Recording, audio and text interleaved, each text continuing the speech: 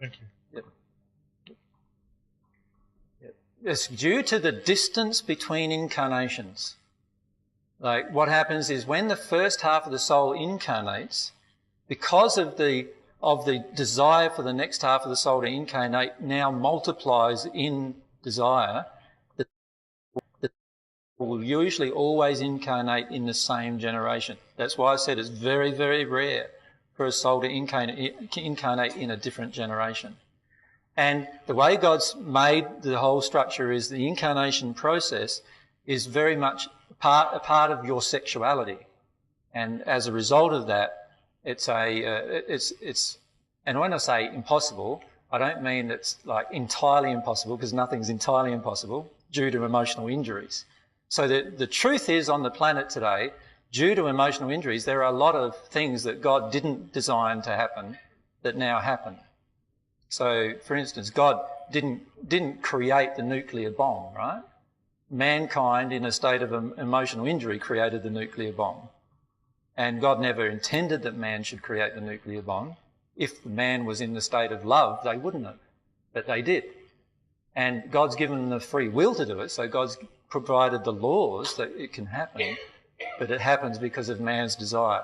And the trouble with analysing a lot of current relationships through these truths is that you're actually looking at them through already the filter of the untruth of what's happening on earth today, rather than seeing them from the truth perspective.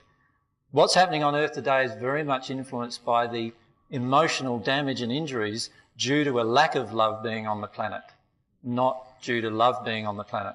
When we're in a state of love, actually, you will find that you can actually choose which soul incarnates when you conceive. Right? For many people, this doesn't happen right now, right? But you can actually do that. In the first century, myself and my soulmate made love, and I chose, through my intention, we chose together, and it was because of someone I met before then, we chose together who would incarnate into this little baby, into this newly conceived child that we created. And that person became my daughter, Sarah. So you can do that too. Is it just luck that I was incarnated to Australia as opposed to Africa? And nothing is luck. Right? There are a whole lot of spiritual, emotional, physical and environmental factors that influence the law of attraction of your parents, that actually influence what type of soul they actually draw to them when they conceive. And it even changes with each conception as to what type of influences are occurring. So for example, in your state, you were a female child attracted to your parents. And there was a whole lot of laws involved in even that attraction, that they had a female child at that particular time. Does that make sense? And that whole set of laws will be different with each new attraction. So each time a couple even makes love, there are a whole separate set of emotional conditions going on for that particular event, and that creates a whole different set of attractions. So it's not luck that anything occurs. It's all based on the law of attraction, but not on your law of attraction. It's based on a mixture of your personality being needed by that couple to trigger certain emotions in that couple that they're denying. Now, unfortunately, what happens is the couple has the baby starts triggering the couple's emotions, and then the couple suppress the child's emotions and maybe even beat it or abuse it or whatever, and suppress their experience of the emotions the child is triggering. But the truth is that every single child incarnated is attracted because of the mixture of the personality of that child being needed by the parents to work their way through their condition and work their way through their desires and emotions that are both harmonious and out of harmony with love. So it's a very mathematical and exact thing. God actually knows, and I don't know, by the way, but God knows who will incarnate to every single couple. Right? Due to the emotional injuries and emotional condition and their desires and all of the law of attraction events that are going on for that couple. So it's a very complicated process, but simple in a way in that you can override it by your desire. Right? So once you're aware of it, you can start desiring things in a different manner. And this applies, by the way, with a lot of the things that happen on earth.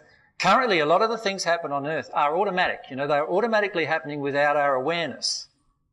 Right? When you become aware of what's going on at the soul level and you start exercising a different soul desire because you've cleared away emotions that prevent you from doing so and you've actually enabled desires that allow you to do so, your desires start to build.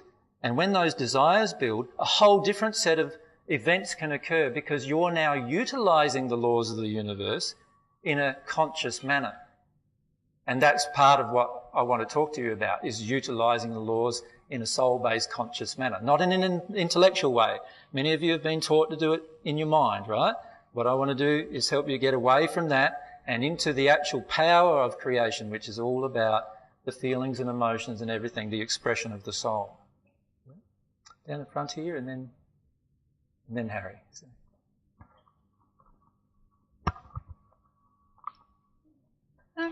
Recently I saw a documentary where children were convinced they were in the wrong body and wanted to have a sex change. Yep. What's that about?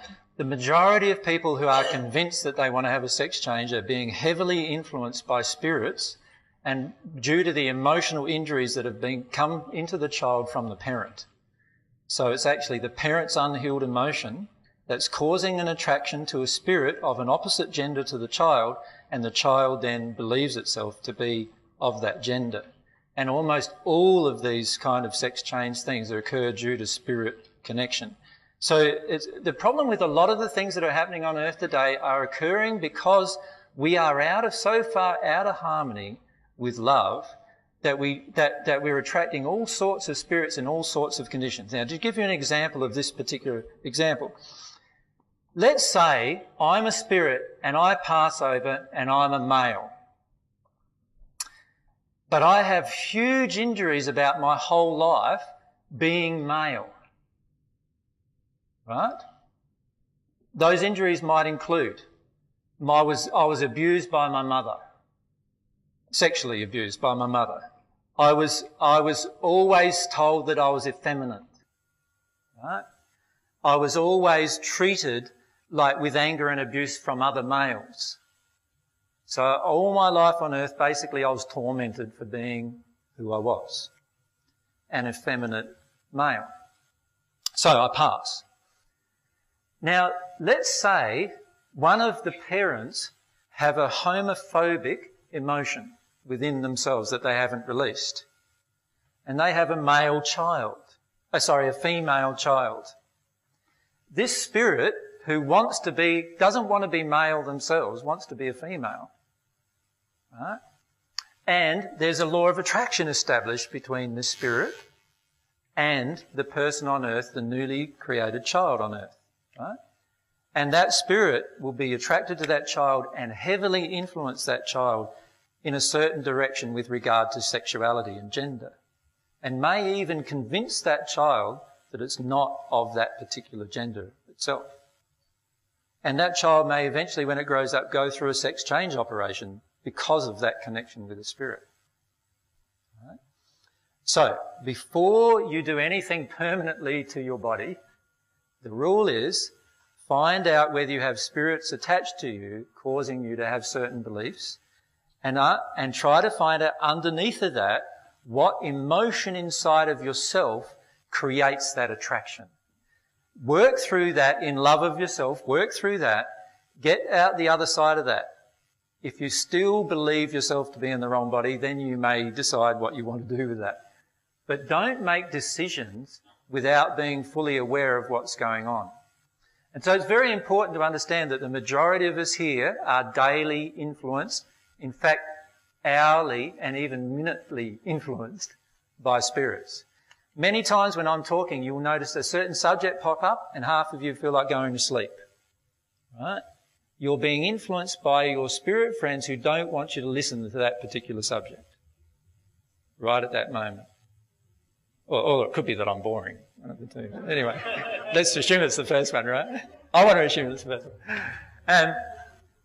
So a lot of times what happens, and I've seen this happen in groups where a person puts up their hand, asks me a question, they're fully immersed. As I'm telling them the answer, I can see them shutting down. And 5 minutes later, they're asleep in the audience. That same person who was fully engaged just moments before. And all the time I can just see this little spirit, and I say a little spirit, often they're not that little, but the spirit influencing them, causing them to shut down, not wanting to hear a certain thing. Now, why do spirits do that? We'll talk about that in a minute, why they do that. Oh, I said Harry was next, didn't I? But go on. Hello, AJ. Hello. I'm just wondering, how does the IVF system work with this? Sorry, how does the IVF system work with this? It's been a question I've answered before, actually, in quite a number of presentations. With difficulty, can I say? This is why a lot of IVF doesn't take, what they call take, is because there's a lot of things going on emotionally. Firstly, why doesn't a couple conceive in the first place? It's because of specific emotions in the mother and father that the conception is not taking place. So a lot of people then say, oh, but no, it's to do with sperm count, and it's to do with this, and it's to do with that. No, it's not, I'm sorry. It's actually to do with specific emotions that created those effects, right? And some of those effects are a low sperm count, or even no sperm maybe, or, you know, the egg not releasing, or all sorts of things can go on due to emotional injuries. Most of them are intergender-based emotional injuries. And so the couple not conceiving in the first place is often due to an emotional injury. Many of you have heard of couples not conceiving. They go through a whole IVF program, they conceive a child, and then 9 months later they conceive another one. Why did that happen? Because certain emotional injuries got released during those 2 times. And that's why that happened. And emotional injuries are very specific about what they attract every single time. So if we want a child, we say we want a child, and we're not attracting a child, it's because of an emotional injury inside of us that is not attracting a child. Assuming, of course, we're making love and having sex. Then, of course, if you're not having sex and you want a child, well, that's a different thing. You know, there's a different set of attractions there. One of them is you don't want to have sex, obviously, and you need to adopt. But I'm talking about the normal relationship thing going on. So that being said, a child is conceived through IVF still is conceived through the emotional condition of the parents who long for it. Does that make sense? So it's still governed by the same laws and the same principles. But the reason why many don't conceive is the same, why many don't take, if you like, is the same reason why the couple can't conceive in the first place. Because what's going on might be for the woman or the man that they're actually investing a lot of their emotions in having a child, and that they want to have a child for some unhealed emotional reason within themselves. And many children incarnating feel repelled by that emotion. Does that make sense? Well, you imagine if you have a job before you start, many of you have been born and had a job before you began. And that job was to love your mummy or love your daddy. Right? And it's a terribly oppressive emotion. And it's an emotion that causes the rejection of the incarnation of children. And it also is the same emotion, similar types of emotions that cause miscarriages, of course. Those kind of emotions are felt at all sorts of times that cause miscarriages and lack of conception.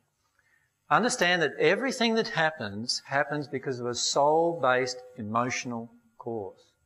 It's very powerful to understand that.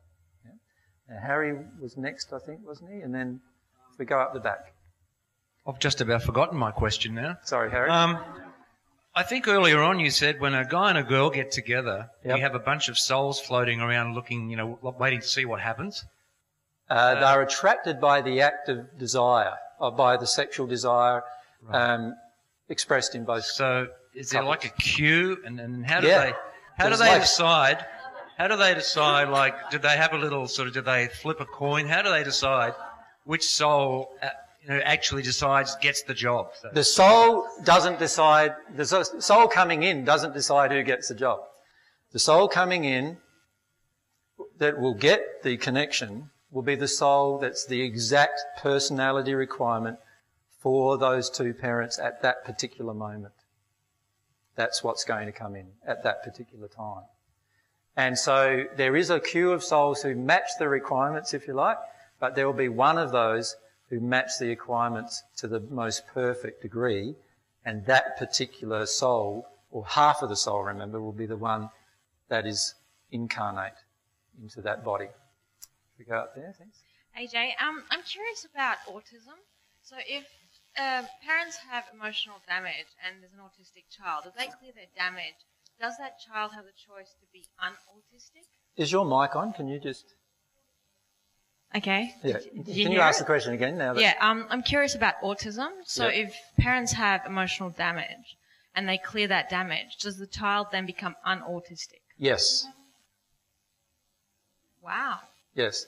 You can experiment with that if you want. I'm sure you will want if you have an autistic child. What happens for an autistic child is that there is so much emotions coming to the child that it can't determine the difference between the emotions coming to it and its own emotions. And so what it starts doing is expressing moment by moment the emotions coming to it rather than its own emotions. In other words, because of its sensitivity, it has a very large difficulty in determining its own self-awareness. Now, when the parents release different emotions that cause this barrage of emotions coming to the child, what will happen, and it's a very sensitive child already, obviously, the more, you'll notice actually over the last 20, 30 years, children are much more sensitive. This is a growing fact because as mankind's condition rises in love, generally, then the children coming have less damage in love, so therefore they're less suppressed, right? So a child who's autistic is a very sensitive child who's been incarnate into an environment and it's just feeling a barrage of emotions from its environment. And once you, as parents, release those emotions, the child will no longer be autistic. There's some couples who have already started doing that. And they've had people who they've been with for years saying, what are you doing now? What's going on? And they say, oh, we're dealing with our emotions. No, I don't believe you. And, but the child is changing, children are changing rapidly as a result of them dealing with their own emotions. If we can bring the mic down here, thanks.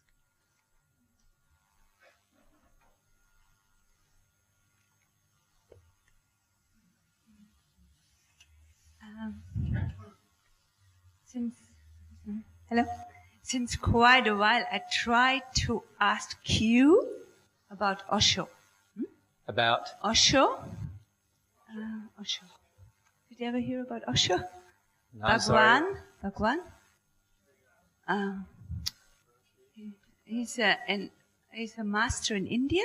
Right, okay. Osho. You must understand, just because I'm Jesus, I don't know 6 billion people. Yeah, okay. You must understand that. Do you know 6 billion people? No, so I don't know 6 billion people, so like some of them I do know. So yep. He's very famous. Yep. And no worries. And okay. I really experienced myself every time I wanted to ask you about him, and because he got killed from the Americans. Maybe you heard about this. No. But go on, please. I want to ask you about Osho. There is a spirit around me who stops it. It's quite amazing for me to watch. And I have to really make that effort. So what's the spirit who's around you that stops the asking? Yeah. What are they feeling? Yeah. I feel my heart is beating. And so what's the feeling you have? I like to ask you in what sphere he is, but maybe you don't know. But can I ask you what your feeling is? Can you identify that feeling? What is that? Yeah. The feeling I shouldn't ask. Why? Why shouldn't you ask? Because in that community, there was a lot of beautiful things happening, like meditation and self-realization and therapy. But there was a lot of sexual activities. Right. And can you see that- why the Spirit doesn't want you to ask? Yeah. Because the Spirit doesn't want you to know the truth of what was going on. Yeah. Why wouldn't the Spirit want you to know what the truth is? Yeah. Maybe because I don't want to know it. Because the Spirit Yeah. was involved in the sexual activity. Yeah. And if I say the truth to you and it gets known what was going on, then all of the people may no longer do the sexual activity that they were doing, and then all of the spirits who are invested in that sexual activity, where will they be? Yeah, it's Frustrated. Sexually, they will be frustrated. Can you ask through a mic? Always through the mic, Yeah. sorry. We can play the two. Sorry, I was just saying, are you implying that there's something wrong with that sexual activity? No, I'm not implying there's something wrong with sexual activity. What I'm implying is that there's something wrong with sexual activity that you're not consenting to and knowing what you're consenting to. Are you saying in this case? Yes, this case, the people involved in the sexual activity have no idea that actually the spirits are influencing them to have sex with each other, so the spirits can actually enjoy the sexual activity. With respect, isn't that an assumption on your part, though? No, it's not. But you can feel it is. But it's just a statement. No, it's not. Like, I know what's going on. Oh, okay. I can feel through the spirit why she doesn't want, the spirit doesn't want to I ask feel it her. very strongly. You can too. feel that, right? It was just for me. And how does the spirit feel about you knowing this now? It's feeling I know it's the truth. Yep. So the spirit knows it's the truth. And I But how does he leave. feel? Oh, he doesn't like it. Okay. Why doesn't he like it? Stand it. Why doesn't he want you to know it? Because I've been involved in it. Yes. You're one of the people who were chosen to be involved in it through some emotional injuries. Yes.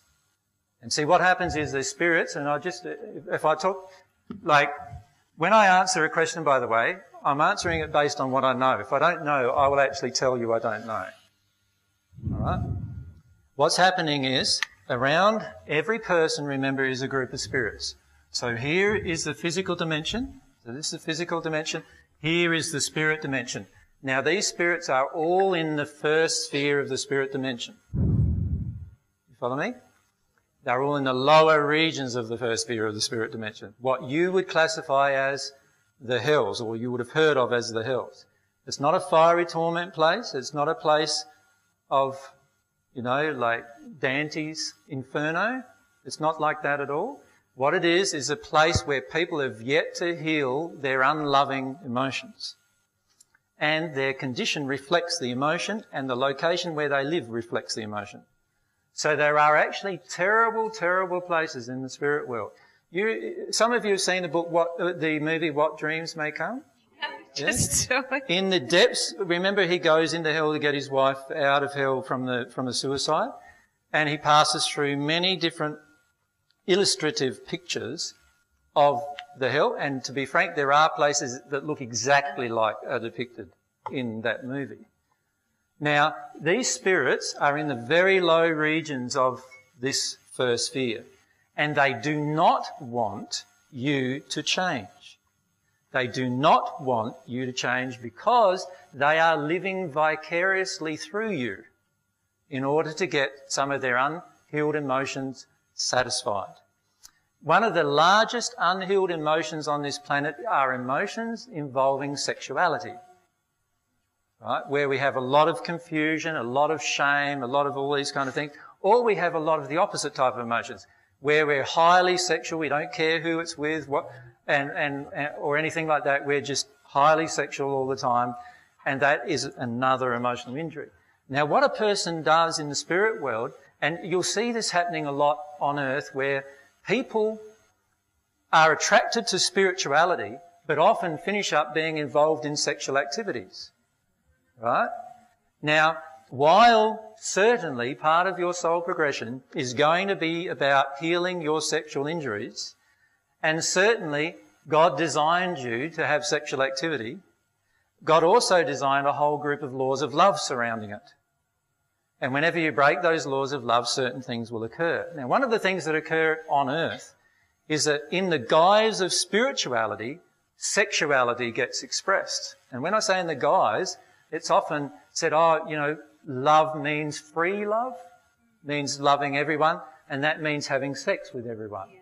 And so what we finish up doing is having sex with everyone because we're all freely loving each other. That's not what God designed. Now, you don't have to trust me. You can just find it out for yourself by doing the opposite and see where it takes you, and see where it fulfills you, and see whether you feel loved from it all. And you will soon find out that it actually isn't a loving space. But what's happening is these groups of spirits are here in the spirit world. Lots and lots of them, all with unresolved sexual issues. There are many men, by the way, in the spirit world who were sexual predators here on earth and remain sexual predators in the first sphere of the spirit world. And what they do is they connect with women. And what is one thing women are generally attracted to? Spirituality. Agreed? You go to an audience where, like here it's a mixed audience, but generally when you go to an audience where there's spiritual things being presented, 80% of the people are women generally, right? So a lot of women get attracted to it. And then they're taught, often by a man, by the way, that this free love idea and free sex idea and so forth. And what's going on is that these spirits in very low conditions are using that to influence you in order so that they can vicariously experience the sexual act through you. That's what they're doing. By the way, alcoholic spirits do exactly the same thing. So people who are alcoholics on earth, who love their drink when they're on earth, pass in the spirit world. There's no drink there. So what do? They just connect to a person on earth who's a drinker, and they drink and drink and drink. And this is why the person can be totally oblivious to everything going on inside of themselves. They don't even know where they are, what they're doing or anything. They can't even remember last night. And yet when they ask a friend, yeah, you were still upright, still plugging away there, mate, you know. And the reason why is because the Spirit was just keeping them pouring down the Spirit. Like two different types of Spirit, but no, the Spirit was just helping them. Now, most spirits in a first sphere condition do not want you to know this and would rather that you never found out about it. And can you understand why? Because they have a vested interest in you continuing to do it. They have a vested interest in it. So many of us in our life have had these experiences where we weren't conscious of what we were doing. A lot of times it's with alcohol or with drugs, but oftentimes it's also with sex and other experiences. And most of the time it's because of the heavy influence of spirits in a very, very poor state. How do you disconnect from them? The same way you progress. By actually loving yourself, working your way through the injuries you have about love, and as that happens, you work your way through the injuries you have about sex, and as that happens, these spirits feel, I can't connect with her anymore. I'll go and find somebody else who I can influence into doing this with. And they often do, because there is a large variety of people who have these injuries on earth. Now, you will find that there are many sexual predators in so-called spiritual circles. And the reason why is because these spirits, because of the other practices, you know, the practices of meditation and other practices, find it easier to connect to the person when they're doing those practices. Right? And because the actual soul condition of the person isn't growing, that causes a repulsion of those practices are attracted and then performed. Right? Thank you, AJ. This is so profound. Now, how is the Spirit with you feeling? No. He's gone, hasn't he? Yeah. He's been with you a long time and he's just gone. Yeah. And the reason why is because he's saying the penny's dropping with you, and he can see the penny dropping with you, and he can see that he's not going to be able to influence you to do this anymore. And he's like, he'll just find another person he can do it with. He wasn't interested in you in any other way than to help you have sexual activity so that he could fulfill his own desires. I need to say something about that because I've been monogam since 7 years now. Yeah. But he must have been still somewhere. Still with you. Still, because I had that for quite a while now, no sex. Yep. So he's been trying to influence you back into that. I felt or said, no, I don't want to. I mean, my partner suffered a little bit the last 2 years. Yeah. But there was something within me was no. And you will find, what you will probably find now is you'll work through this issue and you'll feel like having sex again, because at the soul level you'll already, yeah. That's great. You will,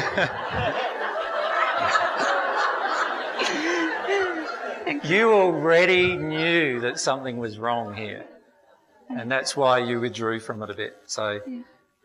Connect back with yourself when you're making love. Don't get out of body. Don't do those out of body things that you were taught to do when you're doing it. And you'll find that it'll be more of a real experience, and there might be emotions you need to work your way through. The problem is that a lot of spiritual practices on earth are designed by spirits to help you be more connected to them so that they can use you more. And so you need to be careful of that. They are just as influential, these spirits, and remember, every influence on you is emotional. Right? Everything's. Wouldn't it be a great idea if someone opened up a clinic in that low-level sphere for those poor degenerative spirits? I mean, it's a great business opportunity to help those spirits out so they don't pick on people like you anymore. Yeah, spot on, Harry.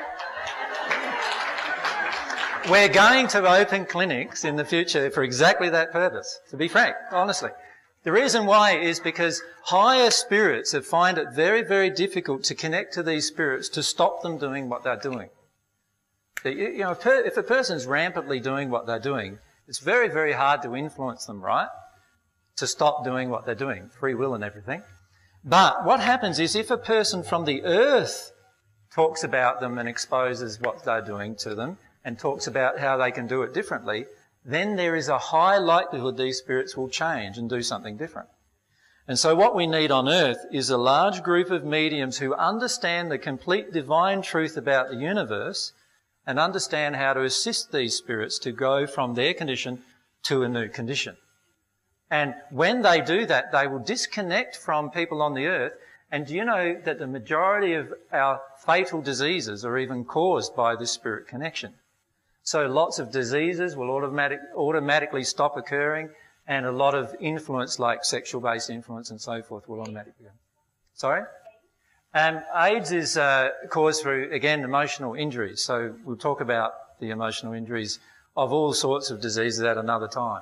But just remember the one truth, and that is that all diseases, and I'm going to be very specific here, every single event that's ever happened in your life, every single thing you did, every single disease you contracted, every single sickness you had, every single bone you broke, all happened because of an emotional cause.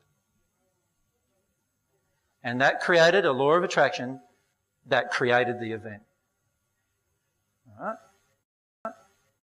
Understand that, then we start to understand the power of changing the condition that creates those things. In other words, addressing the causes. On earth today, we are addicted to dealing with effects. Like, how popular is alcohol on earth? In Australia? Very popular, right? Why? Because we're addicted to dealing with the effects of stress and pressures in a way that calms us down. We feel that we've still got to do our life, and so what we do is we pick up habits along the way that help us deal with our life. But the truth is we're not dealing with the underlying emotional reasons why we do that, or the emotional reasons why our life is the way it is. When we deal with those, everything gets ironed out, and you no longer feel like doing things a certain way. Like, most people are not aware that, for instance, coffee is an antidepressant, right? Most people are not aware of that. So what happens when we have coffee? Like, if we're addicted to coffee, we have 3-4 drinks a day. We're actually using our coffee to avoid emotions. Right? Now, you notice it. You go off of coffee for 1 month if you're addicted to coffee, and see where your emotions go. Right? Now, the same applies to a lot of smoking, right? we're addicted to smoking usually for particular emotional reasons. The proof is you go off the cigarettes and you find out how good things are the next 14 days. You'll start feeling a lot of those causal emotions. And you'll start, if you allow yourself to notice them, you can address them. Understand that spirits around you are connecting to you not from any other thing than your law of attraction. Your law of attraction is governed by this thing called soul condition. The soul condition is the sum total of all of your experiences and all of your denied emotions and all of your expressed emotions, all of your desires, all of your passions, all of your longings, all of your emotional errors and injuries about love, sum together to create your soul condition. That soul condition is like a huge magnet going out into the universe. And it creates your life. Your whole life is governed by this, your soul condition. You even being here today is governed by your soul condition. Everything in your life is governed by this soul condition, all the attractions. Now, if you can understand that, you can understand how to change your life much more rapidly than trying hard to change your life from a day-to-day process, right? As long as you understand what is involved in your soul condition. Spirits love you being with unhealed emotions. Now, many of you have experienced a time when you've got into a rage and all of a sudden it's just like, it's now a real, like, violent rage that you... How many of you experienced that? I know I have in a few occasions in this life. In that state, a spirit's just connected to that anger that's suppressing an underlying grief and then expressing his own rage via your rage. And it does feel like sometimes, doesn't it, that you're actually out of control, that somebody else is controlling you in that state. And the truth is that generally, whenever you feel like you're out of control, generally there is someone else controlling you or influencing you, and it's a spirit who is connecting to your denied emotional state. If we can have Mike just there. Could I ask you about soulmates again, please? Yep. Is there any questions firstly about the spirit interaction that people want to ask first? Because then we'll go back to the soulmates. Spirit interaction questions? Spirit interaction question? Good. Yeah. And then we'll come back to your soulmate question. You need to use the mic. Can one establish a healthy connection with the spirit? Yes, you can establish healthy connections with spirits. So there are many spirits who are in the higher dimensions of spirit world who would love to connect with you and teach you a lot of emotional truths.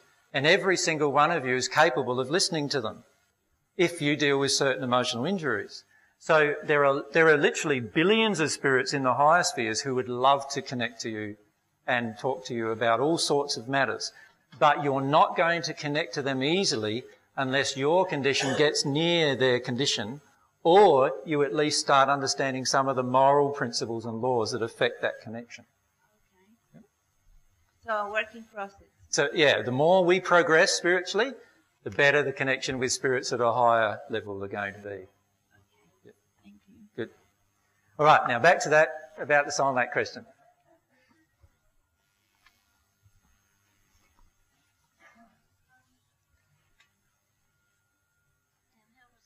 I forgot. You'll have to hold it nice and close there.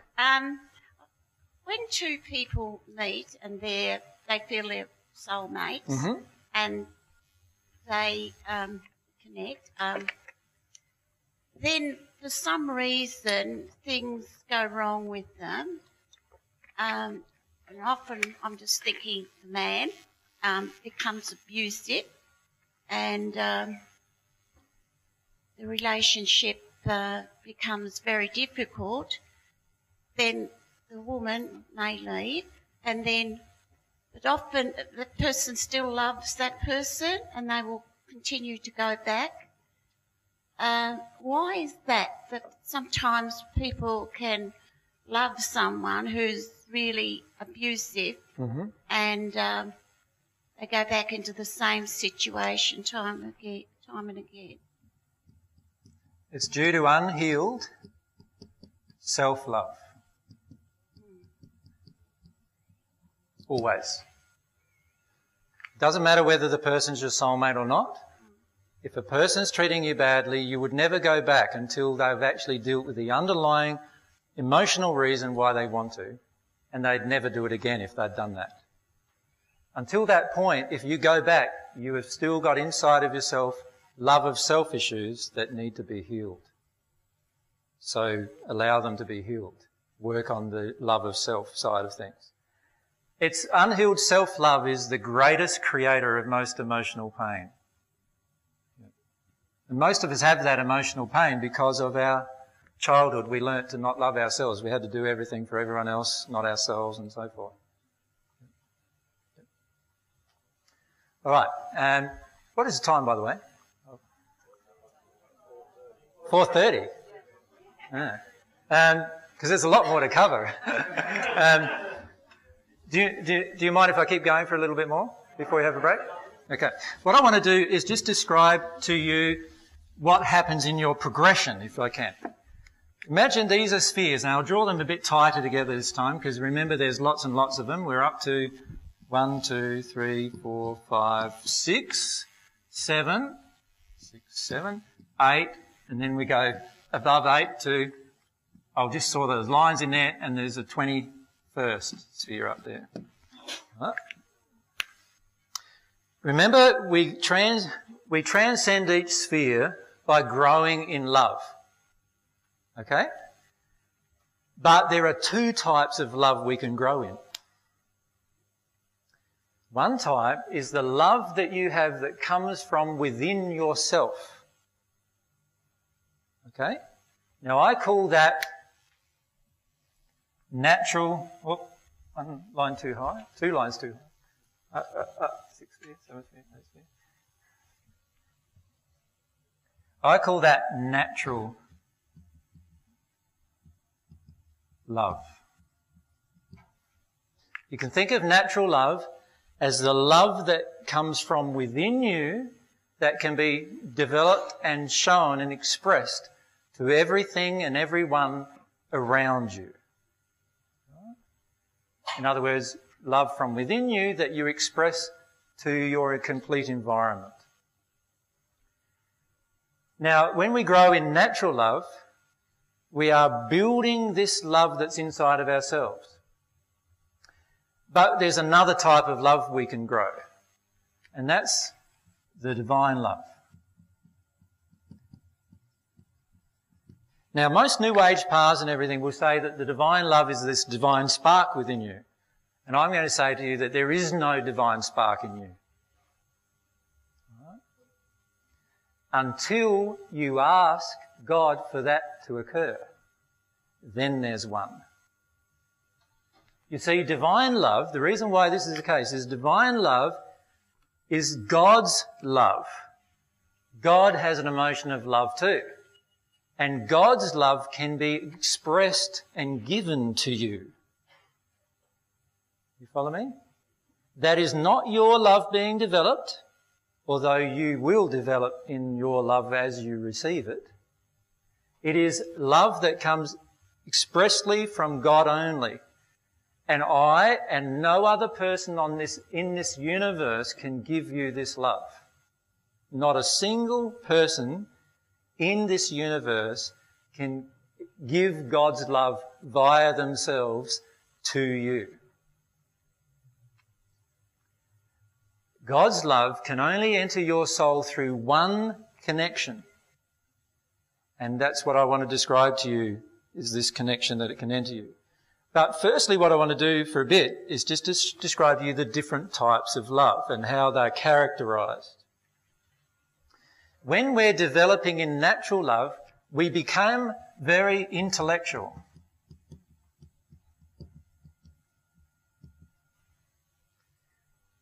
And in the spirit world, the spirits call themselves grown-ups, right? In the sense that they are grown up intellectually. They have super minds, superior intellect, right? On the divine love path, we grow on an emotional level. So On the natural life path, we have a tendency to go into intellectual intelligence. On the divine life path, we forget about intellectual intelligence. And what we do is we go for emotional intelligence. Right? Now, many of you might know already that when you're emotionally intelligent, you're automatically intellectually intelligent. Right? And that is something that happens on the divine love path. You automatically become more intelligent as you grow because of the emotions that impact upon intelligence get released. There are literally emotions that impact on every part of your life, including how rapidly you respond to intellectual stimuli. And as you release your emotions, that becomes more and more rapid. On the natural love path, if we could call it, when we're growing in natural love, and by the way, every single religion on this planet almost is growing in natural love. And almost every single spiritual thing that you can hear from the spirit world is about natural love. And the reason why is because the divine love spirits all exist higher than the natural love spirits, and so therefore for us to hear them we've got to already be in a certain state to learn the truths of them. But anyway, let's have a look at other things. What are some other things that are different on both paths? On the natural love path, I often say, I am God. Right? We become God. You see this a lot in the New Age movements, right? I am God. On a divine love path, I am God's child. And I forever remain such. And I don't ever view myself as God. So all those things that are said in the Bible that I somehow viewed myself as God or a part of God in the way that it's been interpreted nowadays are all untrue. I said I became at one with God, which is a totally different thing than saying that I am God. And every single being in this planet, and when I say being, every single soul, human soul on this planet, and every single soul that has passed over has the same ability as me to become at one with God. And there are literally now millions of spirits in the at one with God state. Many of you have heard of it as Christ consciousness. Well, please understand that the words are bandied around here on earth so much now that they all think they're Christ conscious, but they're not emotionally there. Right? So they don't really know what Christ consciousness is yet. When you are emotionally there, then you'll understand the difference between what's being said to you and the state of being Christ conscious. We'll talk about Christ consciousness in a minute, where it happens. Right? What other things do we notice on the natural love path? We're intellectual, we say, I'm God. There is literally thousands, and I'll probably say millions, so let's millions, of paths. You know how you hear people say, oh, yeah, I'm on my own path. Yep, no worries. It's one of the millions of natural love paths. Agreed? Like, I'm on my own path, I'm on my own personal truth, Now, all of those statements are statements we would make when we're on the natural love path, of which there are millions.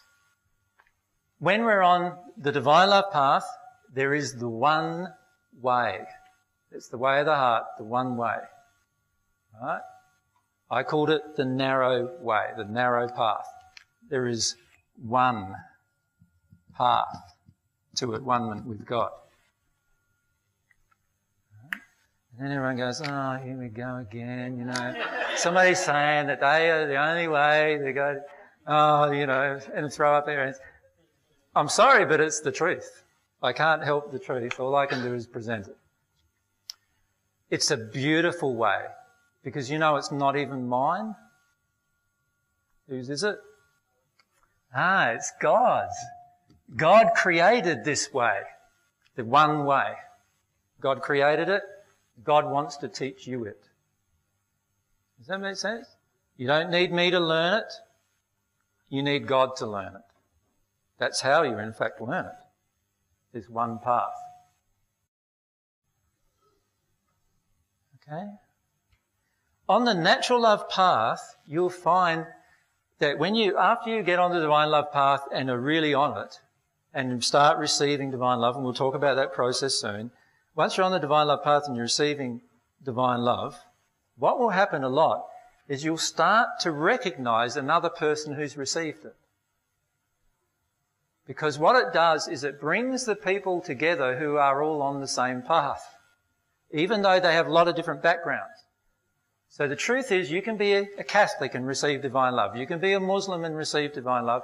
You can be a New Age spiritualist and receive divine love. But you're going to have to give up your false beliefs about love to do it. That's the only way. That's the one way. And this one way, in the spirit world, in the 8th sphere and above, there are literally millions of different types of religious formats all represented, but they no longer have any of those religious formats. But do you know, in the 6th sphere of the spirit world, sphere number 6 in the spirit world, there are still literally thousands of religions. There are many Catholics who have modified their Catholic beliefs to bring it more in harmony with natural love, and they're now still Catholics in the 6th sphere. There are many Muslims who have modified all of their beliefs in harmony with natural love, and they're in the 6th sphere. And even the leader of the Muslim religion who profited it, which was Muhammad, he's in the 6th sphere himself. There are many Buddhists who have followed the natural love path of Buddhism, and they're now in the 6th sphere. And in fact, Buddha himself is in the 6th sphere. But then there's other people, like Gandhi, who found the divine love path, and he was a Hindu.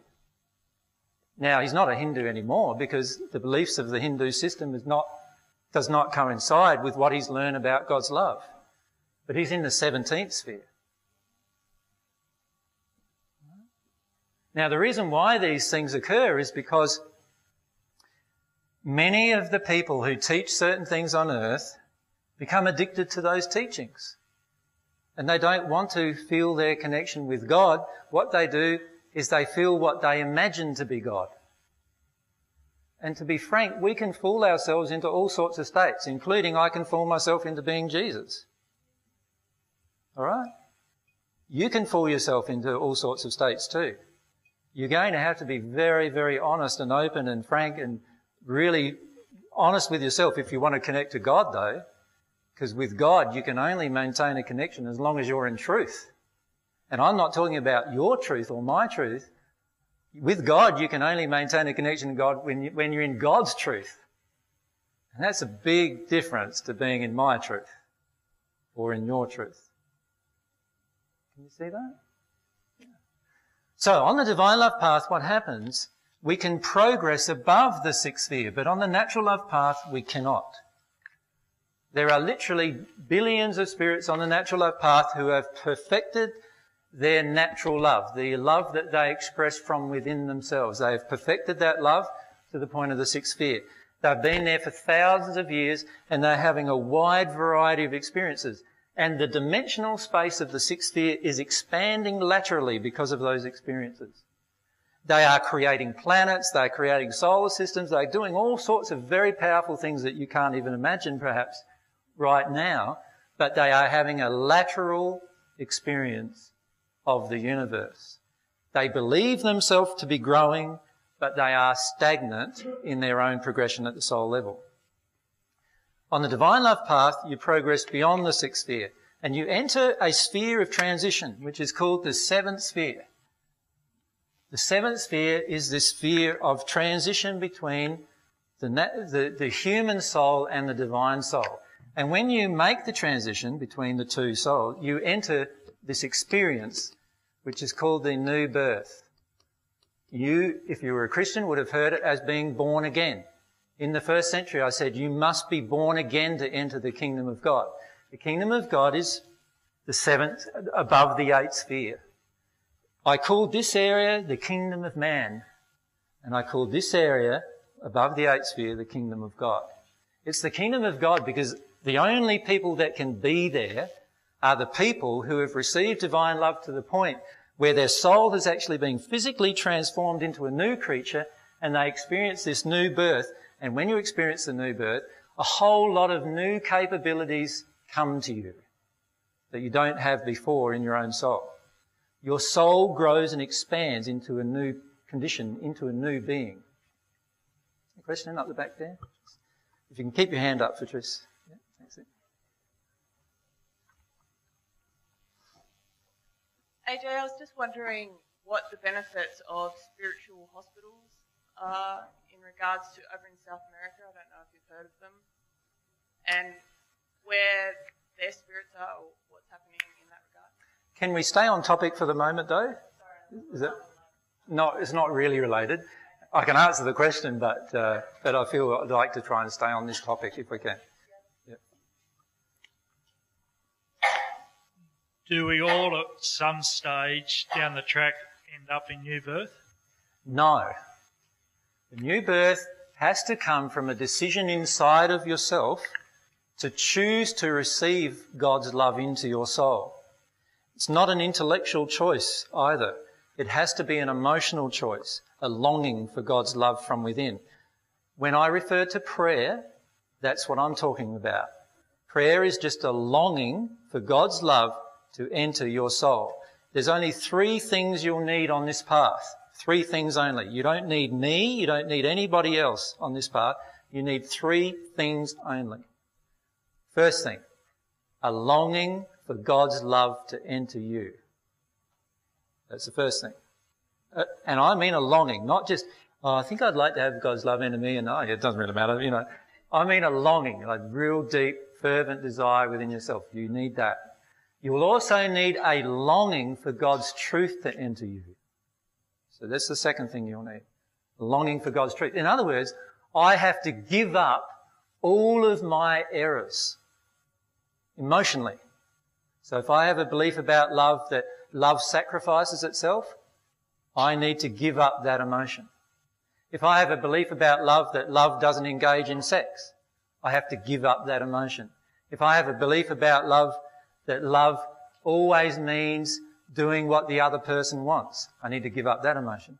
If I have a belief about love that love means that I will always get what I want, I have to give up that emotion. There are so many, I could list 100 emotions, 1,000 maybe, or even more emotions that many of us may have that we have to give up on that path. So I have to have a longing for God's truth to enter me emotionally, not intellectually, emotionally. When God's truth enters me emotionally, I will automatically do what is loving. I won't have to try. I won't have to try and think, oh, what's loving? What's loving in this situation? Oh, I don't know. I'm confused. We won't feel like that at all in this state, right? In this state, what we do is we know, we don't even have to think. We know what loving would do. And we automatically feel drawn into doing it. Does that make sense to everyone? All right. Then, the third thing that we need is a quality that is the most neglected quality here on the planet. And it's the quality of humility. I want to define humility. Humility is the passionate desire to experience fully all of your own emotion without blame, judgment or condemnation of others. That's the 3 things we'll need. A longing for God's love, a longing for God's truth and humility. When you have those things, you will guaranteed progress on the divine love path. Now, I say 3 things, not very much to remember, hey? You try putting it into practice in your day-to-day life. And you'll find actually, wow, at the very first moment I just, said some untruth. Well, I'm straight away out of home. You try it in the break. In the break, when somebody snaffles that cake that you wanted. Right? If you're in truth, you would say, I wanted that cake. Wouldn't you, if you felt that? And then you go to yourself, all right, what's my emotion? Oh, it's an emotion of missing out. I feel like I'm missing out on that cake. And then you'll, right at that moment, if you're in truth, you'll feel that emotion in a childlike way. Because that's another thing about these 2 paths. See, on this path, you're adult-like. On the natural love path. On the divine love path, you are childlike. So you go, oh, I missed out on that cake, isn't it terrible? And away you go, right? If that's how you felt in that moment, you would do that. If you are in that state. And what's going to happen on this planet is that some people, and then eventually quite a few people, are going to get in this state, and you'll see it in action in your day-to-day life. And you'll be amazed about how you can live your life that way in the world that we're currently living in, which is very, very different. The truth is that when you get into that state, you are the most powerful creator that you could ever be. Because everything is driven by desire and emotion. Everything. Absolutely everything. And once you recognise the power of that state, you'll love it. You won't want to give it up for anything or anyone. Right? So if I came along and said, no, you know all that stuff I said about the divine love stuff, no, you follow me instead and we'll go off on this tangent over here. You say, what? Why would I want to do that for? Because you're already experiencing the state of complete connection with God. It's not a religion. It's not like something that you've got to follow with rules, although you will, in your heart, feel what's right and what's wrong instantly. Right? Nothing. And in fact, there are some Bible verses that refer to it, like in the Old Testament. They helped me learn about it. And one of them said, the heart of stone becomes a heart of flesh. In other words, your heart, your feelings, your motivations, your emotions get transformed into this new state of being. You are sensitive emotionally, and everything becomes an emotional experience. Everything. And you will not be able to do anything that breaks your own integrity to yourself. Now you think about that. How many of us are doing a job at the moment that we don't want to do? Right? Because we want to earn money. Well, when you get into this state of at-one-ment with God, this is this state in the eighth sphere, which is called at-one-ment with God, right? When you get into that state, you will not be able to ever do that. And in fact, to be frank with you, by the time you probably get to the third sphere or the fourth sphere of the progression, you will not be able to do it. Because you can't stay in something that's untruthful for you anymore. You just can't. It hurts so much that you just can't do it, so you don't. And then you go down the track of, my fears, now I've got no money coming in. What do I do now? And well, that's an emotion, right? And so you deal with that emotion. How do you deal with that emotion? Nobody's going to care for me anymore. No, away I go, right? I feel that emotion and I release that completely. And when I come out of that, I'm going to think, what am I thinking about? Like, I've got a connection with God here. God's the creator of the universe. What am I thinking about? How can I believe that I'm not going to be cared for? But you'll only feel that when the emotions of a lack of abundance and all these other emotions are going to be released from you. That's when you'll feel it. Does that make sense to everyone? Yeah? So on this path, what happens is you become real. Everything is emotionally real. You don't intellectualize yourself and you do not reframe everything. That man punched me in the nose today. Oh, yeah, I know he's got some problems. What? Like, you've got some problems. What do you think your law of attraction is to attract somebody punching you in the nose? You need to have a look at that, what's going on. Now, was it because you were in truth or was it because you were in error? If it was in truth, then fine. But if it was in error, what did you do in error to attract that? What was the emotion? It was the emotion of fear in me. It was an emotion that I believed my body might die. It was whatever the emotion is I release. When I release that, those kind of events happen far less often.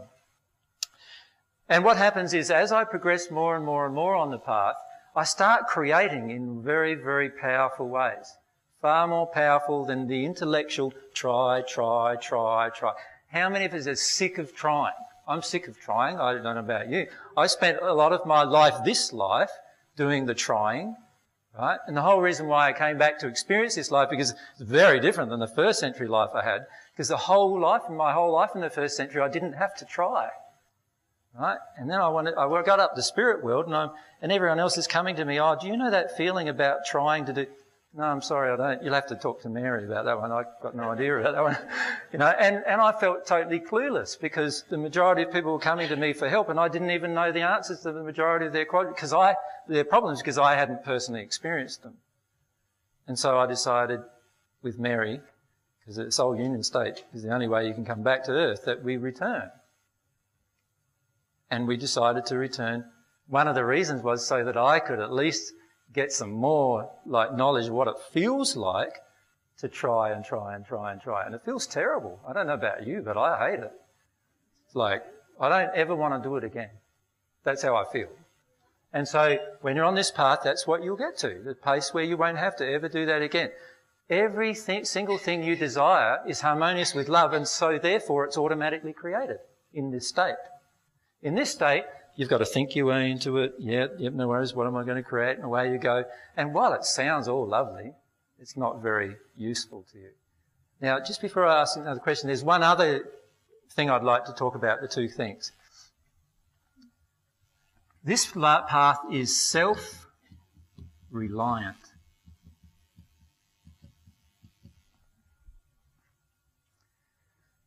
You think about it. How much on this earth have we been taught and now come to believe that the only person that's going to do something for me is me? Right? That's what so we become so self-reliant, right? We base our entire life around it. I've got to create it. I've got to create it all the time. On this path, we are God-reliant. We trust that if I deal with my emotions, if I deal with my law of attraction and deal with the emotions that are attracting, if I work through my soul condition, if I grow in love, everything I want that I've ever dreamed of is going to be attracted to me. And you know what? When you get into that space, you won't even worry about any time at all in your life. You won't plan anything because you don't need to. The moment you want to go and have a chat with a group of people, they'll be there for you automatically. Now, I know it sounds strange, but it happens like that, exactly like that. Everything you want to create, everything you desire that's harmonious with love will happen. Now, sometimes the time period between you having the desire and it happening can be a bit of time, but it will happen. Because everything that happens because of your desires fully expressed. And so on this path, I'm emotionally connected, God-reliant, childlike, having fun, enjoying myself, not thinking about, worrying about where my next penny is going to come from, where my next meal is going to come from. Does a child worry about those things? No, they don't care about that. They know that a meal's going to get put on the table, right? So they don't worry about that. So that's how we will be, exactly like that. You will get to this point and you'll look at a person who's in this point, if you're coming from an intellectual perspective, and say, how do they live their life?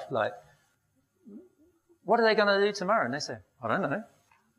Who knows what might happen to me tomorrow? All sorts of things could happen to me tomorrow. I might have a desire tomorrow to do something. I might have a desire tomorrow to make love to my lovely lady all day. So who knows? Something might come up. Sorry about that. Keep doing these. Something might happen that actually causes me to change that. My desires change at every moment, do they not? Depending on what emotions pass through me. And who knows what they'll create. So why am I invested in that?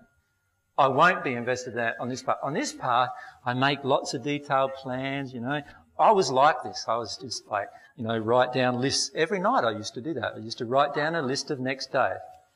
What I do. How many of you have done that in your life? Write down a list of, so I'm not alone. So we write down a list of what's happening next day, and then what do we do with it? Well, what I did with it is I wrote down a list of all the things that could have gone wrong with that list. No, fair dinkum, that's what I did. I was so afraid of what would go wrong that I wrote down a list of all the things that could go wrong. I was pretty right in that when anything did go wrong, it was usually on my list. Right? Anyway. And so I allowed myself, to write down this list. And then the next day, sure enough, that happened, cross off. And whoa, that went wrong, cross off that. Right? All my life was that planned. It was terrible. It was terrible. I was so full of fear that my stomach hurt so much every morning I woke up, and I would be trembling every time I woke up in the morning. Who's had that emotion of feeling dread every single day of their life? That's what I was like, every single day. And it was only by releasing the causal emotions that created my fears, which in my case were all to do with my first century experience, that all that went. My lovely lady would like to say something. So would you say that the natural love path is typified by trying to control our life and control our emotions? And control, yeah. And the divine love path is actually opening up to feeling everything? Yep. Definitely. As you know, darling. So you can say it differently. So feel everything on that path, yeah? Yeah. Exactly. That's exactly what it's like, isn't it? So in this state, I was just like a control freak, right? And everything had to be evenly planned, everything had to be just right. And you know, in that state, most things went wrong too, right? Because that was the state I was in. But in this state, now most things go right. Everything seems to just, fit together. Such and such wants us to go up to Mackay. Oh, okay. What date? Oh, the date I feel like going up is about December sometime. Oh, no, email back. Yeah, we've got a venue available, but it's only available. Isn't this terrible? It's only available on the exact week that I wanted to go up. Do you know what I mean? Like, this is what happens when you're in this space all the time. Many of you have been in that space at different times of your life, right? But can't create it all the time because of the emotions that cause it. Now, what we'll do now is have a break. What is the time before we have a break? 5 o'clock. You talk too much. That's what the problem is. And what we'll do is have a break, quarter of an hour. Is that all right? Is that going to be long enough? And then we come back. That'll be good. There's been a question of what happens to the soulmates as they progress. All right, so I'd like to address that issue because it actually affects the teaching of reincarnation, actually. So how many of you firmly believe in reincarnation as you've been taught it from, say, similar to Buddhist or Hindu type teachings, New Age type teachings, where you reincarnate over and over and over and over? How many? Quite a number? Good day. All right. You'll find the next bit confronting. Just a forewarning for you. All right. So we're here on the earth and we start having a longing for our soulmate. And what will happen in your progression is as you start progressing, you will actually start working your way through different emotional issues that cause you to currently have soulmate blockages. Like, if you're needy for your soulmate, that's a blockage, by the way. Nobody wants to live in a needy relationship, right? So if you're needy for your soulmate, that's a blockage. It's an emotional blockage. If you have a emotion inside of you that you're angry with men and you're a woman and you know your soulmate's a man, then that's a blockage towards you meeting your soulmate. If you have an emotion inside of you and you're a man where you think that, pretty much having sex with any woman will do, well, that's a blockage. Emotional blockage within you that's going to stop you from actually being with your soulmate. Because the truth is that when you meet your soulmate and actually work through all of your emotional injuries, eventually what will happen is you will not desire another single person. You won't need your parents, you won't need your children, you won't need anybody else except God and your soulmate. Right? That's what will happen.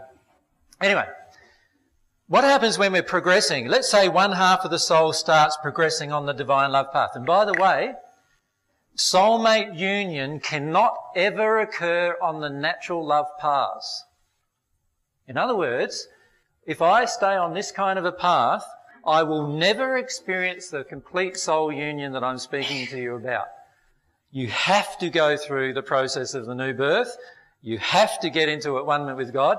And then you have to progress for another 14 spheres of progression of learning about divine love before you will actually get into this condition of complete soul union with your soulmate. Before then, it will feel pretty good, right? When I say pretty good, like, it'll blow most of you away just feeling it at the third sphere with your soulmate, let alone the one condition with your soulmate. But what will happen is if you do not progress on the divine love path, you will never experience the soul union state. All right? Now, the soul union state is the state where yourself and your soulmate no longer think or see or feel yourselves to be separate people. All right? Now, that's pretty challenging because that means dealing with all the emotions of control that you have inside of yourself, all the emotions of manipulation, all the emotions that you want to get your own way, all these emotions all get dealt with in this process of becoming at one with your soulmate. But as you progress, let's say one of the soulmates progress first. So she progresses on the divine love path. So she's progressing towards God, right? On the divine love path. Sooner or later what will happen is she'll work through all of the emotional blockages towards her soulmate. And once that occurs, the soulmate starts feeling this change. It's an automatic feeling that occurs in your soulmate. An automatic change. And the automatic change means that the soulmate now starts to be drawn automatically into your life. All right? And you start to be drawn towards wherever he or she is. And it happens without you thinking about it. You just feel drawn. So, and, you know, when we talk about soulmates, usually it's a 4-hour discussion. So this is a very 5-minute thing or 10-minute thing that we're talking about today. But later on we have other discussions, and there's already like 50 or so discussions on the net you can download about all sorts of subjects. And the soulmate discussion is one that we're yet to have, in fact, with everyone.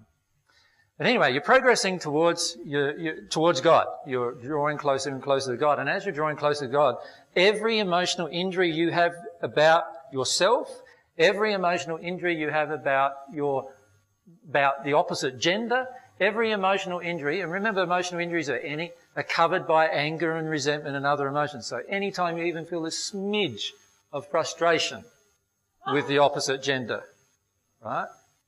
Anytime you feel a smidge of anything from the opposite gender, what is going to happen is there's an emotional injury. Does that make sense? It's just a spillage of water, isn't it? Is that right? Or a plate. Oh, hot tea. Oh, not too good. All right. So as I'm progressing towards God, and I'm the woman in this case.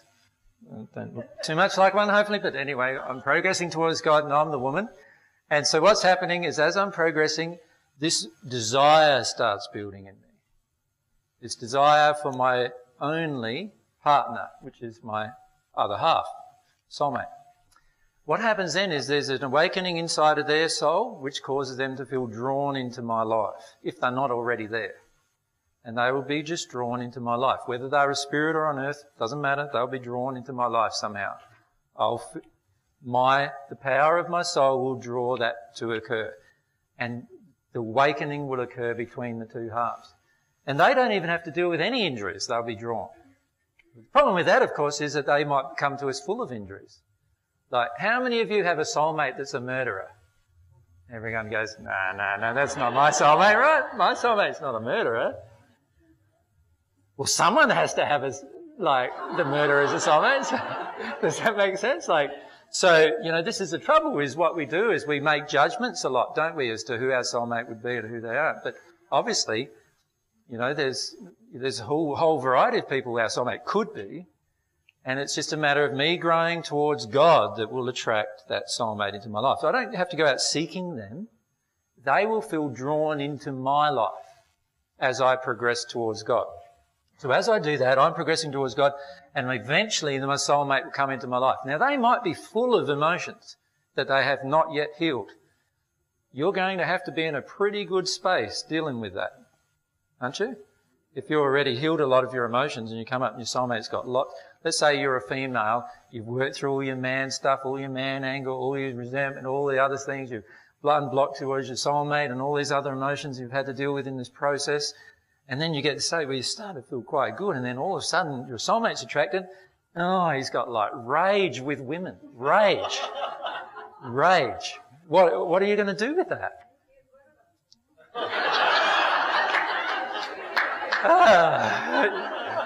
You might feel like getting rid of him, for sure. Yeah. All right, so what would you do? You would actually be already in a state where you do not actually respond to man's rage. Right? Where it doesn't even affect you at all. He can't manipulate you, he can't control you. How good's that going to be? Your soulmate's there, and no matter what state he gets into, you will be able to assist him in love. It doesn't mean you'll be with him sexually yet, because he's still, if he's got rage towards women, are you going to want to have sex with a man who's got rage towards women? Probably not, right?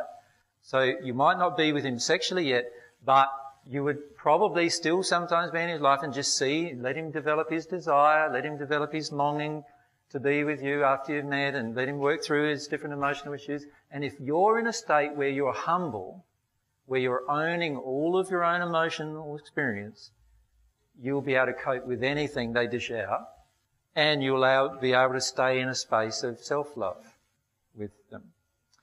And so what will happen if you do that is they will feel even drawn more to you. So they'll start progressing too, and eventually they'll get onto the divine love path as well. Because the other part of this is that if I've received divine love in my soul, sooner or later my soulmate's going to want to do the same. If I haven't, then they might not. But if I have, then my soulmate will definitely want to do the same. So they start receiving divine love and progressing, and eventually you go through the process of the new birth. No one on earth has gone through it at this point except for myself while they're on earth. All right? Well, I'm not saying this time either, by the way. I need to go through it again with this experience I'm in now. But in the first century, from then on, nobody has gone through the process of the new birth. When you go through it, when anybody around you goes through it, you'll know it. You'll feel it from it. It's a totally different condition in space. Okay? It needs to be on the mic, because otherwise it doesn't get recorded. What about, over the years, there's been a lot of so-called enlightened beings. Yes. Myself included. I know I'm called an enlightened being, but I don't call myself Well, that. perhaps you were in 2,000 years ago. No. No? No. So what would you consider an enlightened being? And part two of that is, wouldn't Buddha have been considered someone who's gone on the divine path? I know Buddha is considered by everyone else to be someone on the divine love path, but Buddha is actually on the natural love path in the sixth sphere. That's where he currently resides. So the truth is that Buddha, in his original concept of, he doesn't have a concept of God that actually is God's concept of God. So Buddha's concept of God is totally different to God's concept of God. And that's why Buddha is not at one with God. All right? So are you saying you can be enlightened and not be with God? Everyone who's defined as enlightened is actually usually not on the divine love path. They're all people who believe themselves to be enlightened in the perfect condition of natural love in the sixth sphere. There are literally billions of spirits in what you would call an enlightened state, but it's not what I'm calling an at-one-ment state. That's totally different. So could you say what the difference is? I've already stated some of the differences. One of them is this thing where I say I'm an enlightened being. I'm sorry, I'm not an enlightened being. I never was. In the first century, I wasn't an enlightened being. Does that make sense? In the first century, all I was the same as what you are, a child of God who went through this process of the new birth into a condition of at-one-ment. I'm still God's child. I don't want you to connect to me because I'm some enlightened being. I want you to connect to God because God's the enlightened being and no one else really is. And particularly all the people who claim themselves to be an enlightened being are not enlightened beings, really. Now, the enlightened being and a lot of other terminologies are all about how they describe their progression on the natural love path. Does that make sense? So, and the problem is that there are whole groups of spirits who were with us here today who are prompting many of your questions, who believe themselves to be enlightened beings. And the truth is that they are on the natural love path in the sixth sphere of their development, and they're not yet even making the transition because they still think they understand the divine love path, but they haven't experienced it emotionally. And when they allow themselves to experience it emotionally, they will know the difference. But it's like you. How do I get you to experience love? I can't get you to experience. I can talk about love all day, But I can't get you to feel the emotions of love for God, for example, can I? I can talk to you about if you love God and you think, yeah, I think I love God, but, until you feel this passionate desire and longing for God, you will not feel what it's like to love God, let alone to experience God's love to the condition of at-one-ment. The problem is that almost all of the so-called enlightened beings that have ever been on this planet have all been on the natural love path, and many of them still are, right? Because they don't want to give up their concept of self. Or they've given up their concept of self. So when I say don't want to give up their concept of self, I mean self-reliance. Or they've given it up so much that they've given up their free will. And on this path, you never give up your free will, ever. In fact, your free will multiplies and grows on this path. Remember, I said one of the reasons for incarnation is to fully realise your own free will. So giving it up is not going to be beneficial. What Buddha has done, he's in the sixth sphere. I've met him many times in the spirit world. He's in the sixth sphere. He has given up the whole concept that he's an individual. He does not believe himself to be an individual anymore. And what he's doing is he's totally reliant on this concept that has overcome his being, that he's actually not an individual. He's now, in his own belief, become God in his own belief. And he is in a sixth sphere state in that belief. It's very, very hard to talk to him.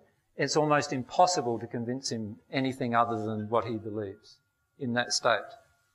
And this is the problem, is that many of the so-called leaders who were looked up to here on earth and who have been looked up to for years and generations are actually in that state. All I am is your brother, and all I've done is done the same as what I'm just saying to you, you can do. And I'm never going to be an enlightened individual. I'm never going to call myself that. I'm never going to call myself a guru. I'm never going to call myself an avatar. I am not those things. All I am is the same as you. I am just a child of God, right? Who has received divine love in the same manner that I would like to describe to you that that you can receive it. That's all. That's all I am. Does that make sense? Now, you don't have to agree with me, because you can actually pass, or you can get mediums to talk to Buddha if you want.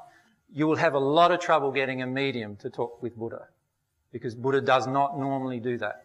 But you might have to pass before you investigate and get to the sixth sphere yourself, before you can investigate where he is. But I can tell you at the moment, this is where he is. I'm hoping that with all the changes that occur on the earth coming up, with all the different things that are going to happen over the next 10 years or so, that he will be in a different condition. But I've seen many people take many thousands of years from his condition to get into a different condition. Remember, I've lived 2,000 years, so I've seen many people stay in these states for 1,000 years at a time of this condition. And in the sixth sphere condition, not wanting to change, believing very, very firmly a whole set of beliefs that lock them in the same place, that you on earth believe is an enlightened condition, and it's not.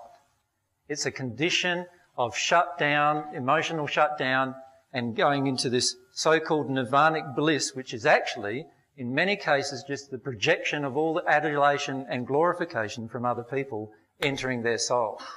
It's a very damaging place for them to exist in. Over there, if I could. I know some of this is confronting, by the way, what I'm saying. You don't have to believe it, remember.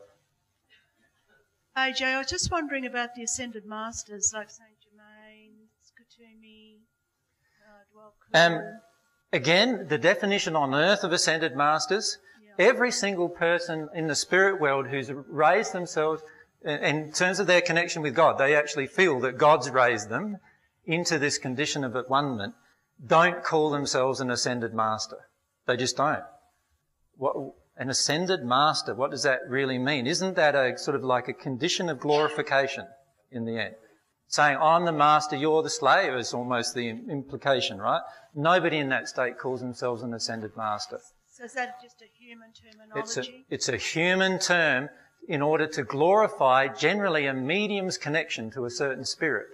And the person on earth needs to look at the emotion of what that is, and that's an emotion in them that they need to say to you, oh, aren't I wonderful? I'm connecting to the ascended master, Saint Germain.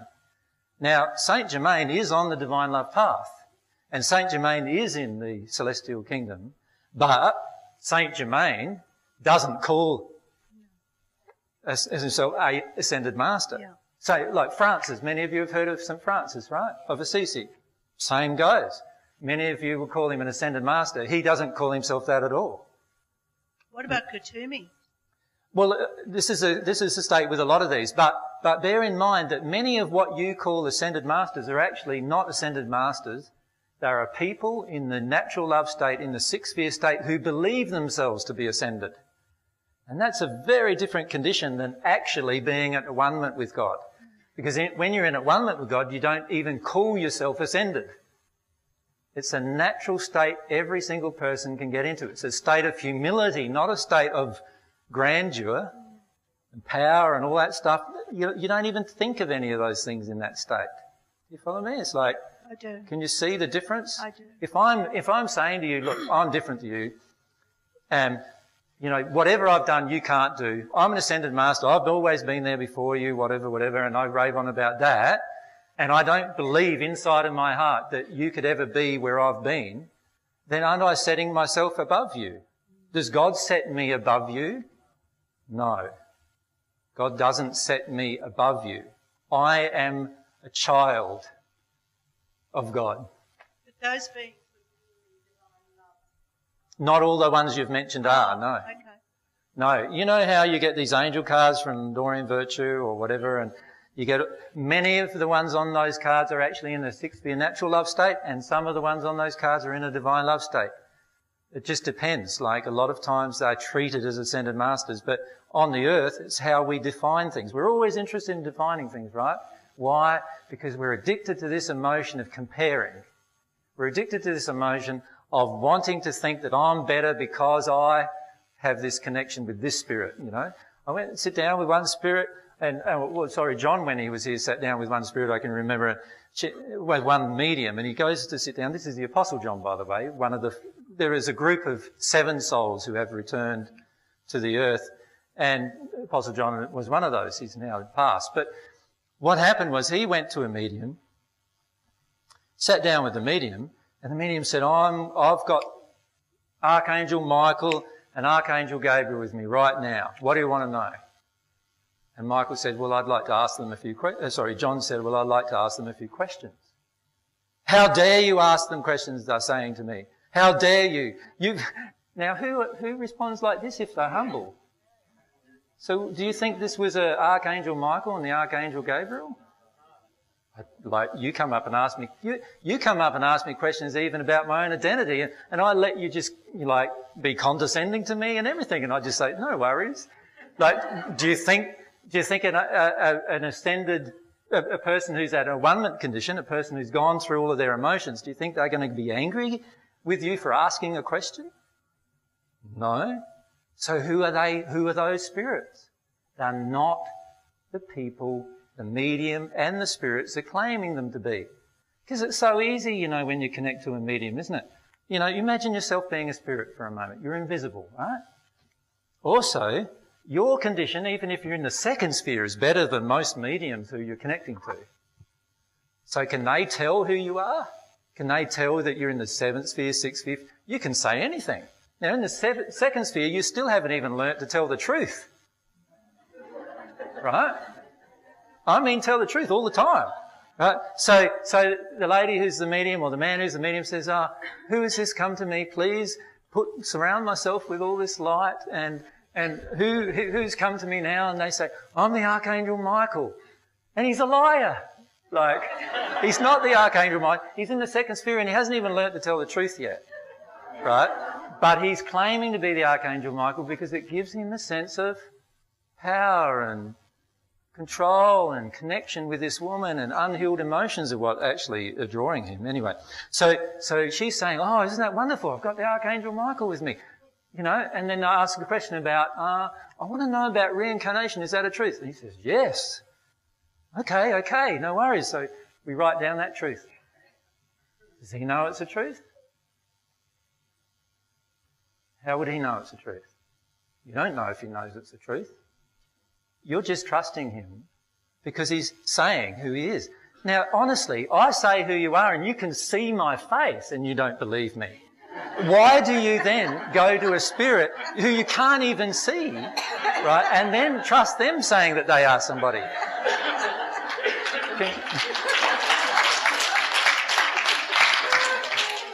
Can you see that? Can you see how illogical that is? It's such an illogical thing to do. Like, you can't even believe someone who's right there staring you in the face. How can you believe somebody who's actually not even there, that you can feel and you can't see them? How are you going to know who they are? Can you see? You don't. You only know what they claim. And if they're not telling the truth, you don't know unless you can feel them telling a lie. Now, for you to feel them telling a lie, you know where you're going to have to be? You're going to have to at least be in the third sphere of your own development. Can you see that? Because that's the sphere where you learnt to always tell the truth. You're going to have to be there. You're going to have to be actually above where they are before you'll actually be able to see whether they're telling you the truth or not. You see, there's a general rule in the universe, and that is that unless you are in a condition of love that is either the same or greater than a condition of love that another person is in, you will not be able to see their emotional condition. It makes sense, doesn't it? It's always easy to see from above down, isn't it? Much, much harder to look up and see the truth. And this is the case on the earth. And see, all of us, many of us are looking up. The truth is, mediumship is true. There is this connection you can have with spirit. You can talk to spirits all the time. That's the truth of the universe. But don't believe that in doing that you're actually talking to the spirit who is claiming that they are somebody that you believe automatically. Don't believe that that's the truth. They are a spirit who's come to you for a law of attraction reason. Allow yourself to work through whatever that law of attraction is. Anyway, let's get back to the soulmate, because that was a big aside. Let's get back to soulmates. We're progressing, right? We're attracting our soulmate into our life. We go through the at-one-ment condition. When you're in this at-one-ment condition, your soul is so powerful that if your soulmate hasn't met you and they're on the earth yet, they're pretty insensitive, because they will have already been started to be attracted into your life. Highly likely. So what happens is they start getting attracted into your life and they have emotions to work through, but because you're in a state that's very good, you can deal with these emotions with love all the time. Instead of, they project a bit of woman anger, and what do you get? And project your man anger back, and it's just a matter then after that of who projects the anger the most as to who wins, right? Isn't that what happens, right? So now if I'm in a state of love and I'm a woman and the man's projecting this woman anger at me, I'll know it's woman anger. I can feel what it is. I know what the cause is. I can help him identify it if he wants to. I can help him work through the emotion if he wants to. If he doesn't want to, I just say, sorry, I can't help you at the moment. Go away. Watch what he's doing in his life. He goes around and has sex with a few other women, gets tired of that, comes back to me, and I go through the emotion with him eventually. He'll come around. And I don't have any hurt about that at all. That's what I'll be in. That's the state I'll be in. So I'm attracting my soulmate. Now, what's happening above the 8th sphere? Remember I said there's up to the 21st sphere here. There's a 22nd sphere, which is the highest dimension or space at this point. There's a transition that occurs between the 21st and 22nd sphere, and that's called the soul union. The soul recombines into its original state. Remember, it started in this state way back before incarnation. It started in this state. And now I'm back in this state, but there's a huge difference. I know exactly who I am. My soulmate and I know exactly who I am. She knows exactly who she is. When I say I am, we are both I am in that state. We become the one being again in that state.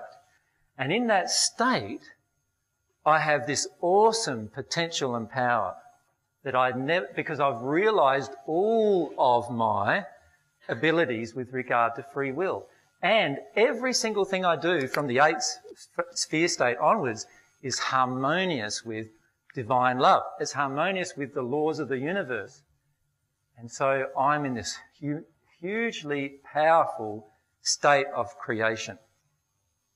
And you know, you can only reincarnate from that place.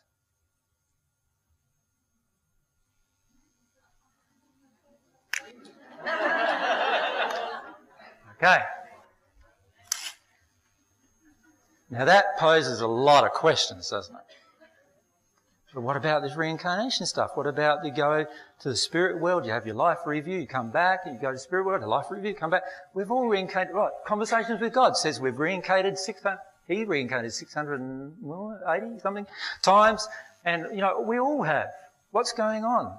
What's AJ saying? And I'm saying categorically, you cannot reincarnate without firstly reaching the soul union state. And by the way, at some point when you deal with your emotions, if you have reincarnated, you will know and remember that state. And it won't be because some spirit's projecting it at you and telling you that it's that state. It'll be because you can feel you are in that state. And you'll have all these memories. You'll have firstly a whole, if you're reincarnated, you will firstly a whole group. You will remember every little thing eventually about your first time you were here. And then you will remember all of your life in the spirit world, going through the spheres, people you meet, everything. And then you'll remember the union state. You'll actually even remember what it felt like to reincarnate. And by the way, it doesn't feel very nice to reincarnate onto this planet in this time with these emotions. Not very nice at all. But you'll remember all of that. Right? And you will understand the divine truth, because the divine truth that I'm telling you, you would already know. And you'd probably even be already teaching it. Although it will be maybe very traumatic if you reincarnated into this state. We'll talk about the trauma at maybe another time. Now, if I'm in this state in the 22nd sphere, can you see why? In the 22nd sphere, I am back. I'm now this like super soul. You like supersize me, right?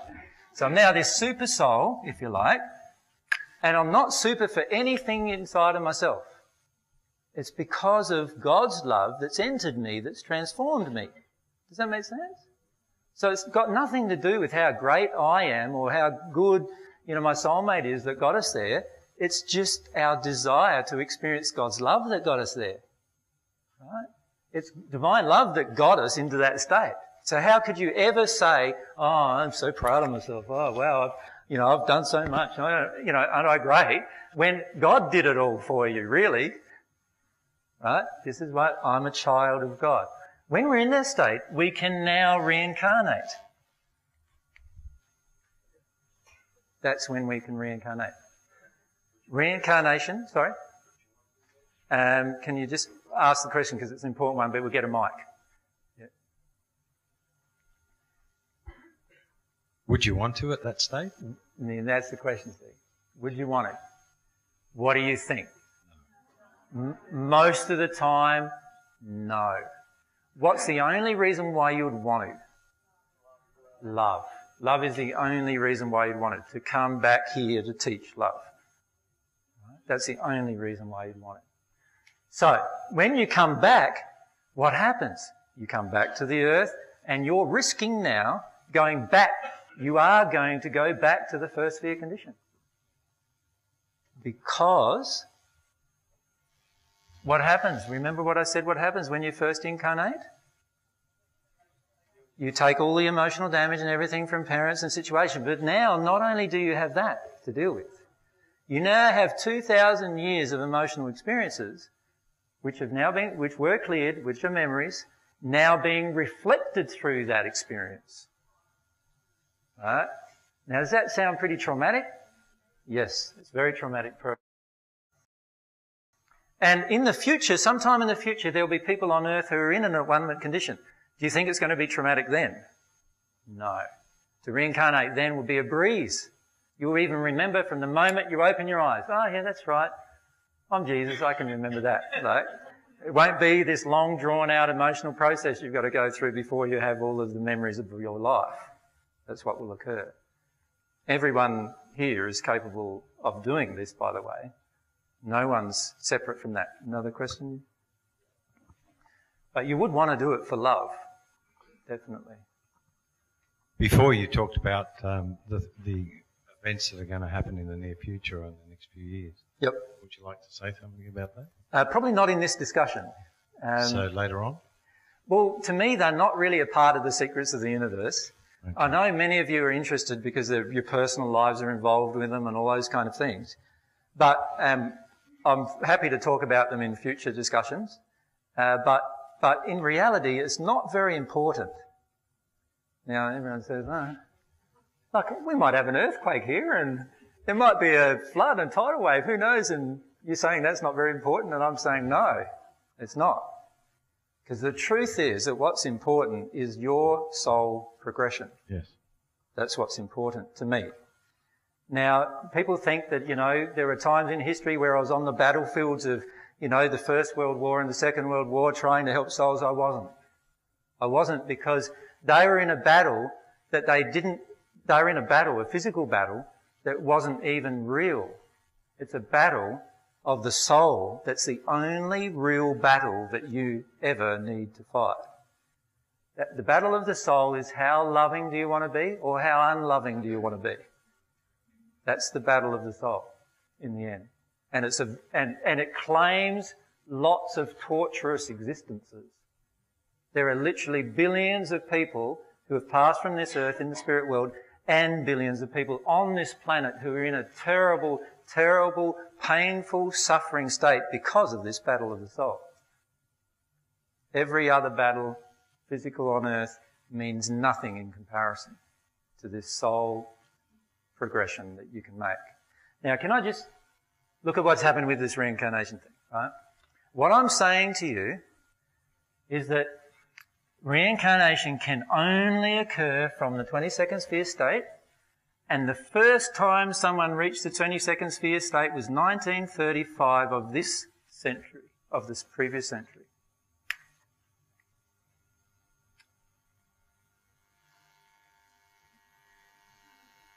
And why 1935? Well, that's how long it took. The first soul to reach that state was our soul, myself and Mary.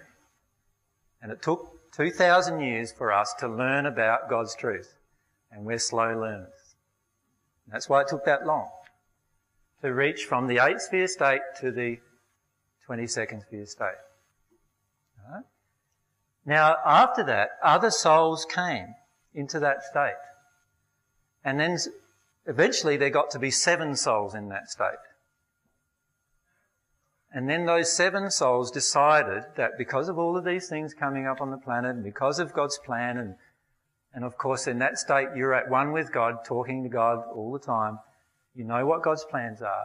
We decided to return to the planet and to go through all the trauma and the emotional stuff and everything else and teach it through our own example of how to become at one with God,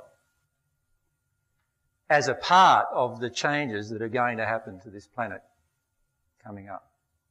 It's all been foretold, remember, hasn't it? It's all been foretold. It's all been prophesied from way, way historically that these events would occur, and it's also been, ironically, foretold that myself and others would return. Now, what we decided to do was return. The first one of us returned in 1962. And then the second one returned, the third one returned, and so forth. And now there are other souls, other than those 7 original souls, that have reached the one-ment condition, and they're starting to return. And many of them for different reasons. But the first 7 have returned specifically to teach the truths, the divine truths. Now, you don't have to believe any of that. There will be a point in the future, if you progress on this path, where you know that to be true inside of yourself, and you've experienced the truth of that. But you don't have to believe it right now. It doesn't affect you, in fact, right now. But all I'm doing is telling you the truth of reincarnation. Now that raises lots of questions about reincarnation. And so there is a whole discussion, a 4-hour discussion that we have about reincarnation. Answering all of the questions about reincarnation. Why is it then that I can remember some event? Why is it that, I felt I was this person in a past life or that person in a past life? Why is it that when I did some past life regression, the person who took a photo of me photoed me and actually, I've got a video of it. Why does that happen? What was going on? And there is an explanation. If there is the truth in anything, there is an explanation of absolute truth in everything that can be presented to you. The key is whether you want to investigate that or not, or whether you want to say, this reincarnation issue, no, that's it. Can't accept the rest of it because of that issue. It's up to you what you do because it is your life. And you're allowed to believe in reincarnation for the rest of your life. By the way, there are still millions of spirits in the 6th sphere trying to reincarnate. And they believe totally the reincarnation that you've been presented through Buddhist or Hindu teachings or other philosophies. They believe totally in these philosophies. Totally. They have no doubt in their own minds that those things are true. But they are not true. Sorry? We can reincarnate. I've just told you we can, but only from the 22nd sphere state.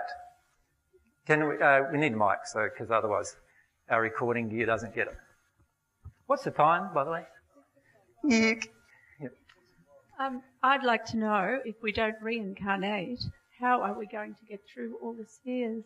Well, there's this false belief here on earth and in the spirit world that you have to reincarnate to get rid of karma. And it's not true. The truth is that you can progress just as rapidly on earth, or even more rapidly in the spirit world, and you don't have to come to earth to do it. All you need to do is work through the emotions that have caused you to arrive in the spirit world at a certain state. There are literally hundreds of thousands of spirits with us right now, hearing this material, and who are wanting to reincarnate. Now, those spirits need to bear in mind that they don't have to. All they need to do is work through their emotional issues where they are right now. That's all they have to do. And when they do that, they will automatically grow into a new sphere of love. They don't have to reincarnate at all. And I can feel many of them, even just hearing that, feeling like a sigh of relief. Because who wants to come back and reinfect yourself with stuff over and over and over and over again, working through hundreds and hundreds and hundreds and hundreds of lives here on the earth when you can just do it in one? Why would you want to do that? You wouldn't want to, would you? Not at all. No. So the best thing to do is, see, the truth is always beautiful. The truth is always loving. I just thought of, when I first, I've never believed in reincarnation. So that might sound funny, but anyway, I've never believed in it. In the way that it's been presented on the earth, because for this reason. And even when I was in the spirit world, I never believed in it, by the way. And there's channeled messages actually that you can read from me that I've never believed in it. But anyway, I've never believed in it because it's an unloving teaching. And God never does anything unloving. God always does things in the most direct, beautiful way. God never is unloving. God never creates a law that's unloving. Now, let's listen to the law of reincarnation as it's proposed by most religious forms or New Age. I live a life on earth. My life on earth, I do lots of damage to myself and other people. I go to the spirit world with all this damage. I have a big life review. Now I've got to work through the karma, the damage that I did, by returning back to earth. I return back to earth. But, by the way, God's going to rub out all your memory of what happened in the last life and all the things you did do wrong in this process. So not only now do I have to deal with my karma from my previous life, I can't remember the karma that I have to deal with. Right? Now, yeah, that's right. Now I've got a spirit with me. Yes, she's telling me that I actually was Joan of Arc and yeah, but how does that help me deal with my karma? What did I do as Joan of Arc? Did Did I slaughter people? Yes, I did. I murdered people when I was Joan of Arc. Right. What kind of karma do I have to work through now about that? I don't know. I can't connect to that emotionally. So how do I work through it? Can you see there's so much error in the teaching as it's presented to you. But the trouble with the mind is this. When something all sounds logical to the mind, we then go ahead and believe it. Even though we don't understand that our mind's logic is based upon our emotional error. We are often highly illogical in our mind because of an emotional error that exists in our soul. Does that make sense? Yes. Can I ask if we clear our own emotions and Yep. we go into divine love, does that clear all our DNA for all our relatives that have given us a lot of? Yes, it clears everything, because the beauty of your soul development is your soul drives everything that's happening to your spirit body and everything that's happening to your physical body. So there's spirits here in this room at the moment that have huge crosses and fissures all over their body. They look a mess. They look in the mirror and they can't stand the sight of themselves. And I'm saying to those spirits, just like I'm saying to you, that you can progress from that state without coming back to earth by just dealing with your emotions and connecting with God, receiving divine love. And you will do that if you continue to do that and release those emotions. Your bodies, whether they are a spirit body or a material body, will automatically repair. And it'll repair so much that you will grow young again. But I'm talking about other people that have given us these problems in some cases. Like Doesn't parents, matter. grandparents. Whatever is in my soul unexperienced, as soon as I allow the experience of it, I will release it. It doesn't matter where it came from. But will it help to release it for them as well? Not necessarily. They've got their free will, so they're allowed to decide to hold on to it if they want to. It can help them a lot, but it may not. If it's our children, yes, it will help them immensely, because most of their injuries were created by my own denial of my own injuries. So, of course, with our children, it will help them work through everything very rapidly. But it may not too. It's their free will. They have free will. They're allowed to make the choices they make. They're allowed to not deal with their emotions. Now, what I'm going to have to do, because we need to pack up, and we've only actually booked it till 6 o'clock. So what we're going to have to do tonight is finish it now.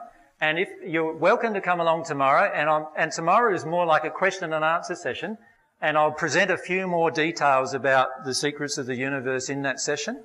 But you're welcome to come along tomorrow. Same kind of thing, same kind of format. And if you want to bring some food, there'll be some food here available as well during the day. We'll start at 1 o'clock. But I'd like to thank you very much for your attention and your beautiful way you've treated me.